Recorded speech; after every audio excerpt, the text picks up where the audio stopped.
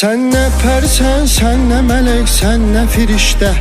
Hikmet böyük Allah'ta, xeyir vardı her işte. Allah sen rüyada qonaq etsə behişdə. Heç vaxtı deməzsən ki bu dünya nə ləzzətdir. Heç vaxtı deməzsən ki bu dünya nə ləzzətdir.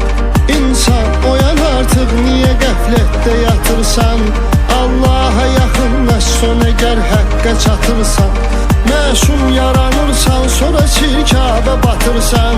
Gül bağına əkirsən, əməlindən tikan insan. Gül bağına əkirsən, əməlindən tikan insan. Vüsal Allah'adırsa arzuların fərqi nədir?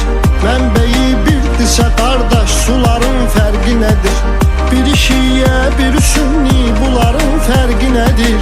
Bir olaq, qardaş olaq, bağlayaq mübahisəni.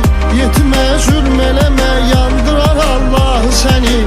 Özü yandırmasa da yandırar Allah səni. Cəhd elə vüqar ömrü mənalı keçirt ki, iz qoydu desinlər, deməsinlər yaşı getdi. Cəhd elə vüqar ömrü mənalı keçir ki, iz qoydu desinlər, deməsinlər yaşı getdi. Bədbəxtdir o aşıq ki könül sildaşı getdi. Ömrün nədir mənası, ömür yoldaşı getdi. Bədbəxtdir o aşıq ki könül sildaşı getdi. Ömrün nədir mənası, ömür yoldaşı getdi.